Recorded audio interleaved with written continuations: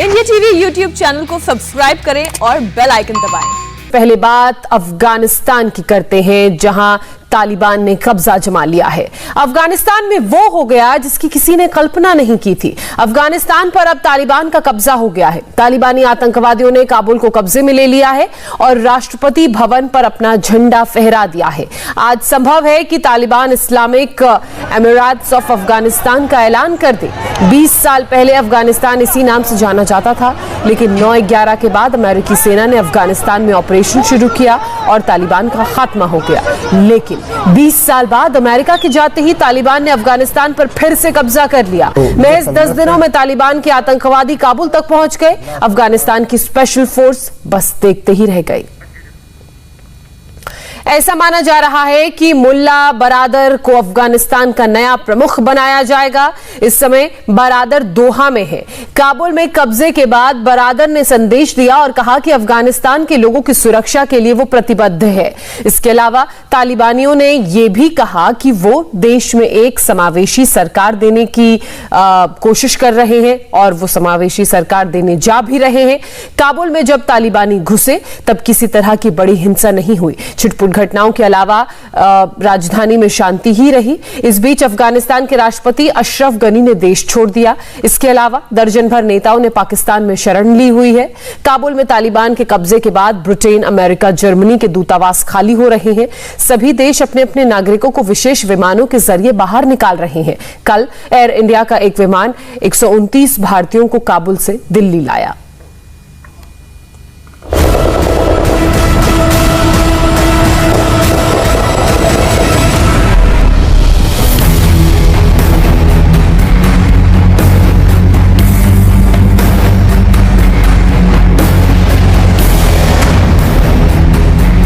इन तस्वीरों को गौर से देख लीजिए। ये तस्वीरें अफगानिस्तान पर तालिबानी हुकूमत के आगाज की तस्वीरें हैं। ये तस्वीरें इस बात की भी गवाह हैं कि कैसे सिर्फ 10 दिनों के अंदर एक लोकतांत्रिक सरकार ने मध्ययुगीन और सामंती सोच वाले कट्टर तालिबान के आगे घुटने टेक दिए। तस्वीर अफगानिस्तान के राष्ट्रपति भवन की है, उस राष्ट्रपति भवन की जिसे देखकर अफगानिस्तान की आवाम ने पिछले 20 वर्षों में अमन की उम्मीदों को परवाज दी। लेकिन अब ये परवाज जमीन पर आ गई है, क्योंकि अब अफगानिस्तान पर तालिबान का राज हो चुका है। अफगानिस्तान 20 साल बाद फिर 90 के दशक के तालिबानी राज की तरफ लौट चुका है। राष्ट्रपति भवन से अफगानिस्तान के राष्ट्रपति अशरफ गनी देश छोड़कर जा चुके हैं। कई नेता पाकिस्तान जा चुके हैं। अब राष्ट्रपति भवन पर तालिबान के आतंकी काबिज हो चुके हैं। राइफलों से लैस सैकड़ों तालिबानियों ने राष्ट्रपति भवन पर कब्जे के साथ ही ये साबित कर दिया है कि उन्होंने जंग जीत ली है। अब उसी राष्ट्रपति भवन से तालिबानियों का लीडर लोकल न्यूज चैनल को इंटरव्यू दे रहा है। इस कॉन्फ्रेंस हॉल में अफगानिस्तान का झंडा टंगा हुआ था। तालिबानी लड़ाकों ने उस झंडे को उतार दिया और उसे लपेट दिया और फिर वहीं रख दिया।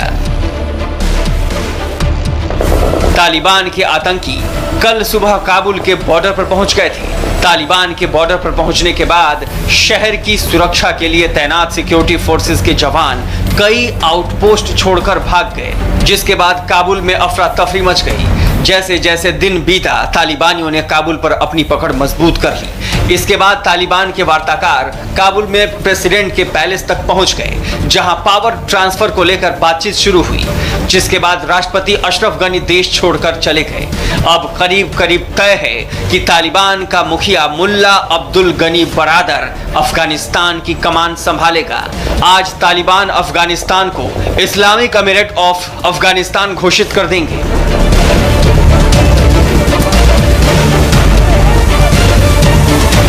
वसूल अफगानिस्तान मुसलमान मिलत सफलता के लिए मैं मुस्लिम अफगान लोगों को बधाई देना चाहता हूं। खास तौर से काबुल के नागरिकों को। मैं सभी तालिबान फाइटर्स को सलाह देना चाहता हूं कि हम अकल्पनीय और विशेष स्थिति तक पहुंच गए हैं। ये ऊपर वाले की मदद से हुआ है और हमें घमंडी नहीं होना है।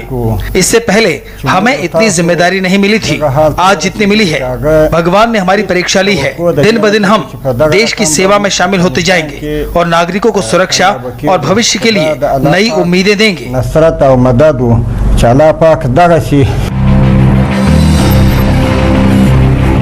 काबुल की सड़कों पर तालिबान के आतंकी घूम रहे हैं। जगह जगह राइफलधारी मिलिटेंट का राज है। अफगानिस्तान के नागरिक डरे सहमे से हैं। उन्हें समझ नहीं आ रहा कि वो करें तो क्या करें।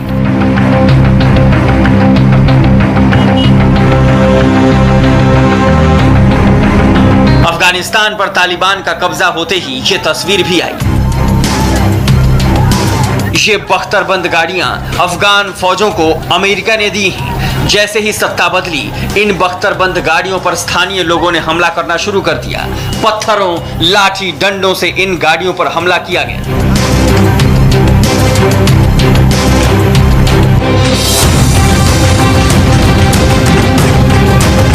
तालिबान ने सिर्फ 10 दिन के अंदर काबुल पर कब्जा करके सबको चौंका दिया है। अच्छी बात यह है कि इस दौरान ज्यादा खून खराबा नहीं हुआ। रात भर गोलीबारी की आवाजें आती रहीं, लेकिन काबुल में बड़ा कत्लेआम नहीं हुआ। अफगान नेताओं ने तालिबान से मुलाकात करने और सत्ता हस्तांतरण के इंतजाम के लिए एक समन्वय परिषद का गठन किया है। पूर्व राष्ट्रपति हामिद करजई इसकी अगुवाई करेंगे। ऐसा अफगानिस्तान में अराजकता, खून खराबे, लूटपाट को रोकने के लिए किया गया है। बताया जा रहा है कि तालिबान भी शांतिपूर्ण सत्ता हस्तांतरण के लिए राजी है। On the security of the Kabul city. हमारा ध्यान काबुल शहर पर है। लोगों की संपत्ति को नुकसान नहीं हुआ है और कोई मारा भी नहीं गया। हमारे लिए लोगों की सुरक्षा के लिए जरूरी कदम उठाना अहम है और यही हम इस वक्त कर रहे हैं। अफगानिस्तान के लोग एक समावेशी सरकार चाहते हैं। आपने देखा भी होगा, जैसे जैसे हम अलग अलग प्रांत जीतते गए, लोग सड़कों पर जमा हो गए। उन्होंने हमारी फोर्स का स्वागत किया। So that's what we are doing right now. Afghanistan पर तालिबान के राज से सबसे ज्यादा झटका अमेरिका को लगा है। पेंटागन के रक्षा रणनीतिकारों ने यह कभी नहीं सोचा था कि बगराम एयरबेस से वापसी के चंद हफ्तों के अंदर ही अफगानिस्तान 9/11 से पहले की स्थिति में आ जाएगा। किसी ने सोचा नहीं था कि जिस अफगान स्पेशल फोर्सेस को अमेरिका ने ट्रेनिंग दी थी, वो तालिबान के सामने बिना लड़े ही सरेंडर कर देंगे। अब अमेरिका की कोशिश है कि वो अफगानिस्तान में फंसे अपने लोगों को जल्द से जल्द निकाल ले। कल अमेरिकी दूतावास से अपने लोगों को निकालने के लिए हेलीकॉप्टर आसमान में उड़ान भरते दिखे। दूतावास के आसपास धुआं उठता भी दिखा, क्योंकि कर्मचारी महत्वपूर्ण दस्तावेजों को नष्ट कर रहे थे। काबुल हवाई अड्डे पर अमेरिका का कब्जा है। यहां से कमर्शियल फ्लाइट्स बंद कर दी गई हैं। लोगों को सुरक्षित बाहर निकालने के लिए वहां से सेना के विमान उड़ान भर रहे हैं। फ्रांस भी अपने दूतावास के कर्मचारियों को निकालने के लिए 2 मिलिट्री प्लेन भेजने जा रहा है। ब्रिटेन ने तो काबुल से अपने नागरिकों को निकालने के लिए सेना की एक टुकड़ी काबुल भेज दी है।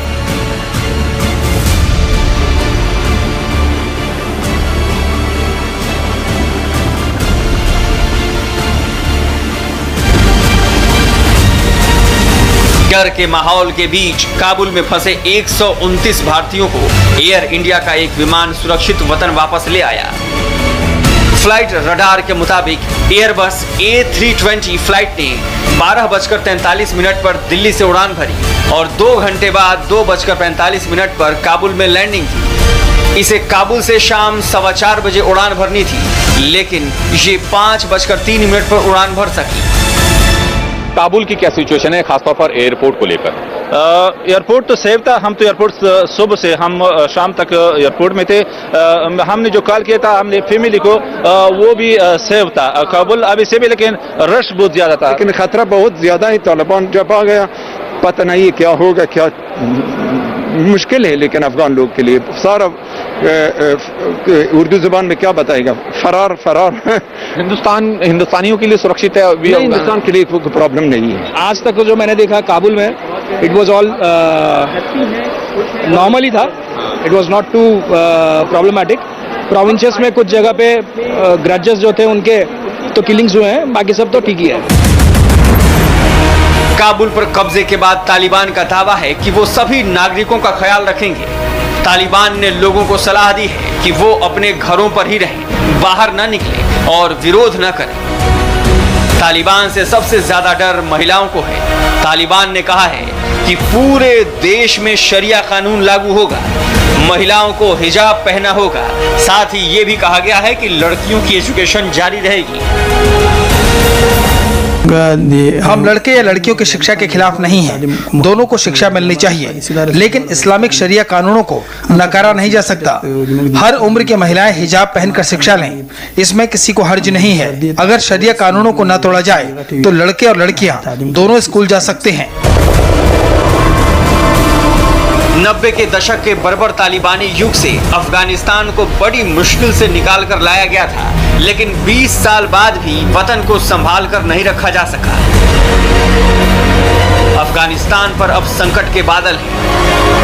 वक्त बीतेगा तो तालिबानी हुकूमत की खौफनाक ज्यादतियों की दास्तां भी सुनने को मिल सकती है।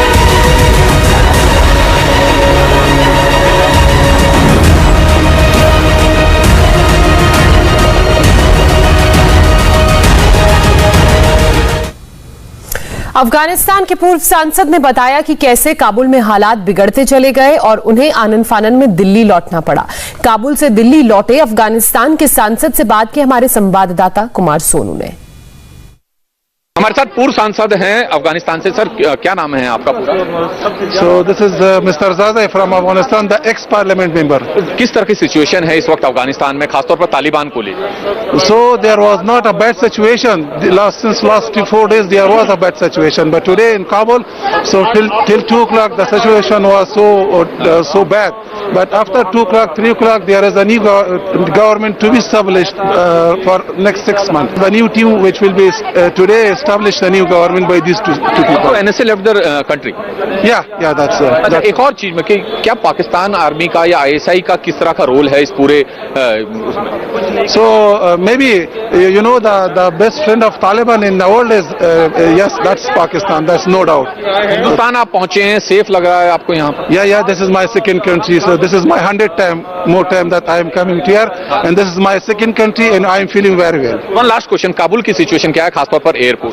So at the moment there was nothing in airport. There was a movement of for 2-3 hours the airport was closed.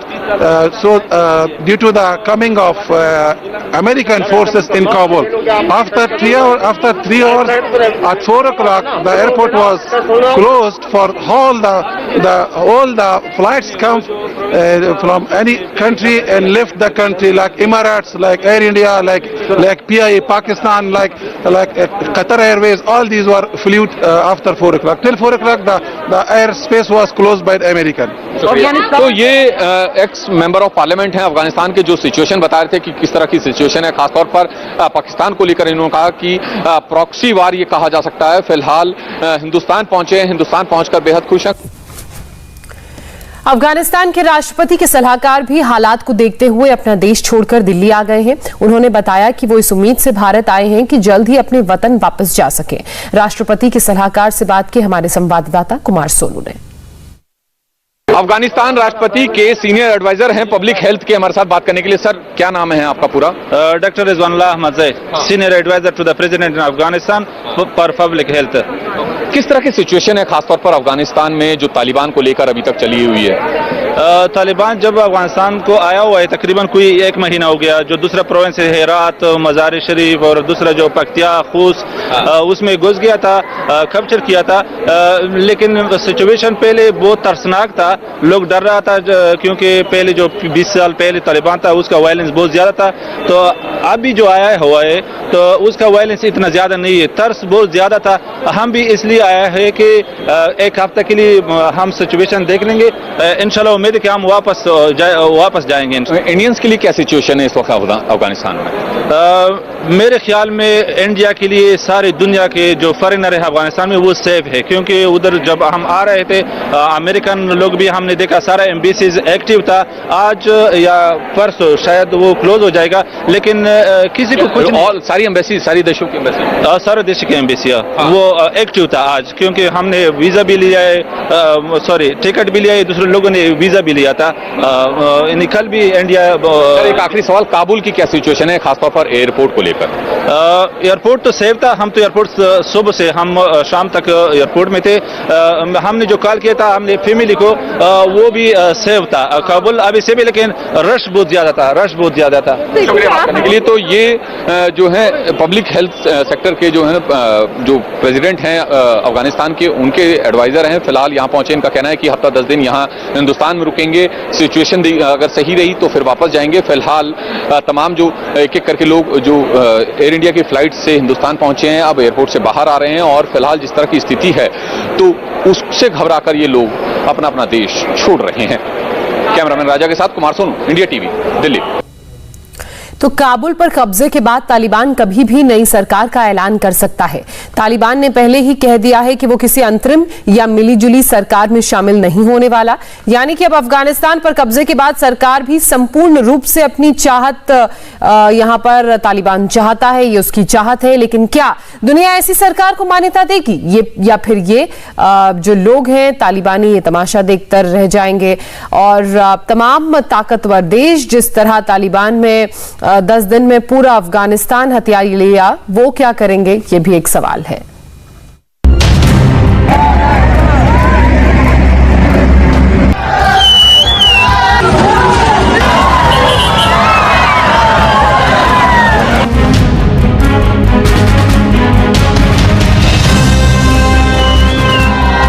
दुनिया देखती रह गई।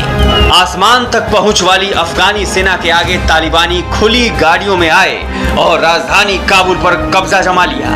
ये सब कुछ होते हुए दुनिया देखती रह गई।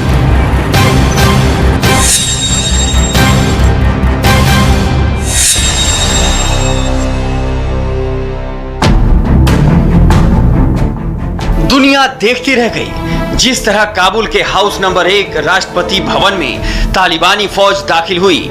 आकाओं ने यहीं बैठकर सोफे पर मीडिया को इंटरव्यू दिए। कई तालिबानी यहां आते ही सेल्फी लेते हुए भी दिखे, जैसे यकीन ही नहीं हुआ इतनी जल्दी और बिना किसी रोक टोक काबुल पर कब्जा कर बैठे। ये बात खुद तालिबान का नंबर 1 माने जाने वाले मुल्ला बरादर ने अपने बयान में कबूल की।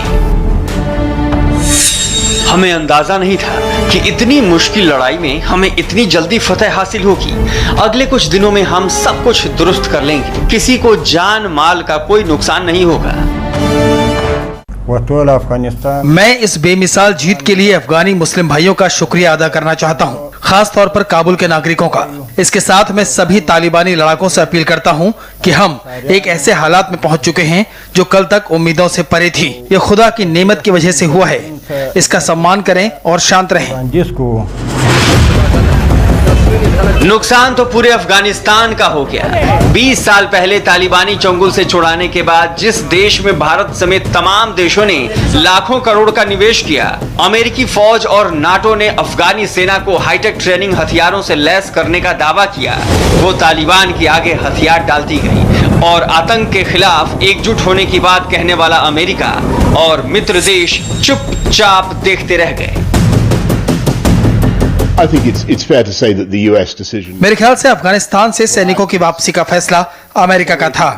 इसी के बाद चीजें बिगड़नी शुरू हुई, लेकिन ये अचानक नहीं हुआ, बल्कि कई घटनाओं का नतीजा कहा जा सकता है।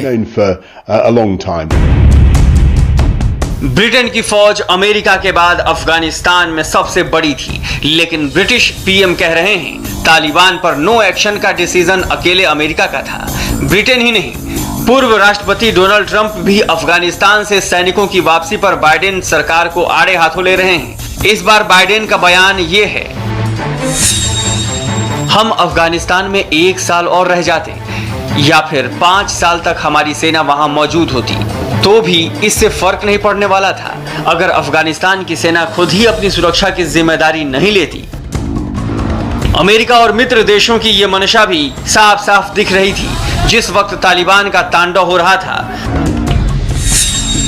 तब अफगानिस्तान में अमेरिका के 850 सैनिक मौजूद थे।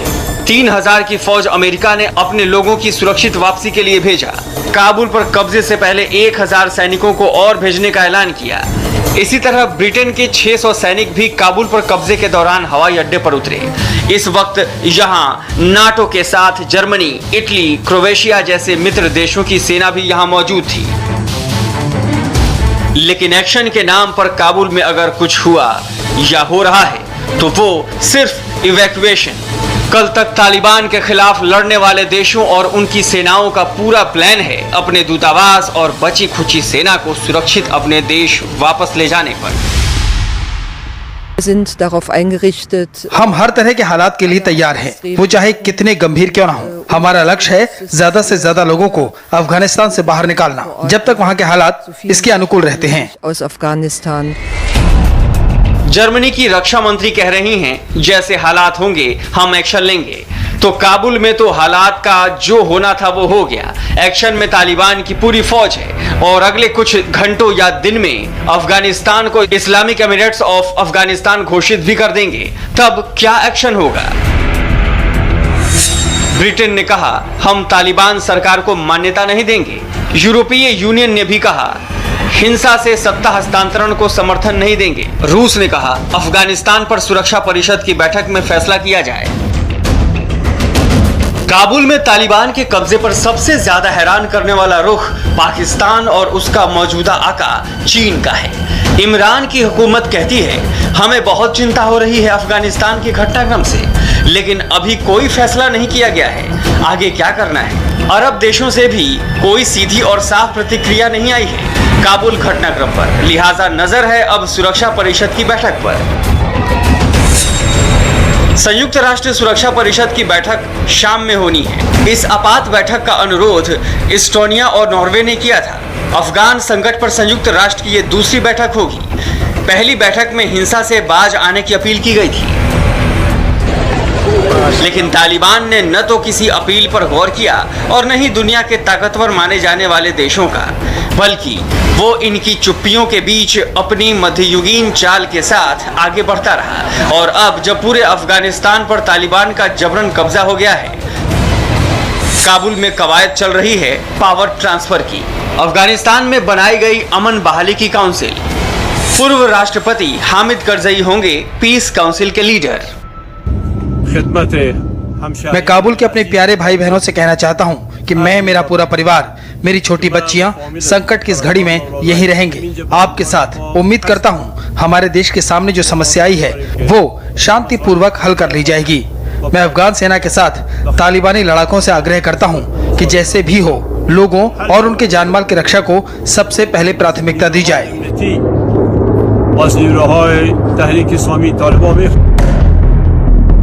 ऐसे वक्त में जब राष्ट्रपति अशरफ गनी और उपराष्ट्रपति तालिबानी संकट के बीच देश छोड़कर जा चुके हैं, हामिद करजई का यह ऐलान राहत देने वाला है। लेकिन अफगानिस्तान को असली राहत तब मिलेगी जब सत्ता हस्तांतरण और इसमें तालिबान की भूमिका तय हो जाएगी।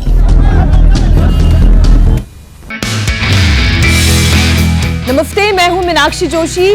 वीडियो और खबरों से अपडेट रहने के लिए India TV YouTube channel subscribe करें, बेल आइकन दबाना ना भूलें। जुड़े रहें इंडिया टीवी के साथ।